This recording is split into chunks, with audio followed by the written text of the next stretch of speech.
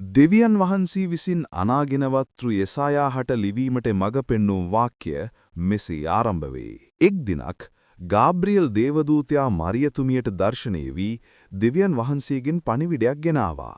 එනම් ඇය මහෝත්තමයාණන්ගේ පුත්‍රයාණන් වන විශේෂ දරුවෙකු බිහි කරන බවයි. දේවදූතෙක් ජුසේට සිහිනෙන් පෙනී සිට බිය නොවන්න යයි පැවසුවා.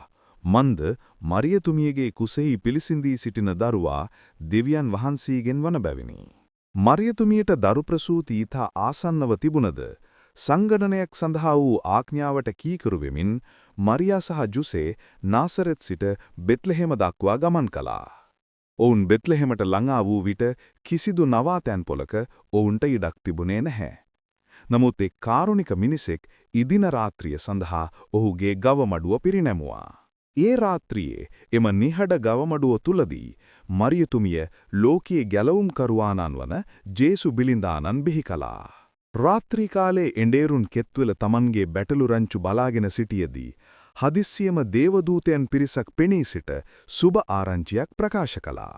එඬේරුන් වහා බෙත්ලෙහෙමට ගොස් දේවදූතයා පැවසූ ලෙසම ගව ඔරුවක හොවා සිටින බිලිඳාණන්ව සොයාගත්තා.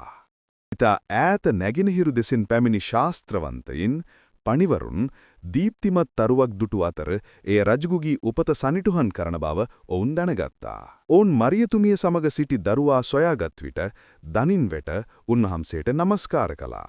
තවද ඔහු රන්, කට්ටකු මංචල් සහ කුන්තිරිකම් යන තෑගි පූජා කළා.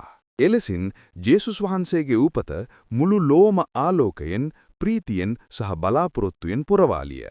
මන්ද උන්වහන්සේ සමස්ත මනුෂ්‍ය වර්ගයාටම දෙවියන් වහන්සේ දුන් ප්‍රේමයේ ත්‍යාගය වන අපගේ ගැලවුම් කරුවාණන් වන බැවිනි.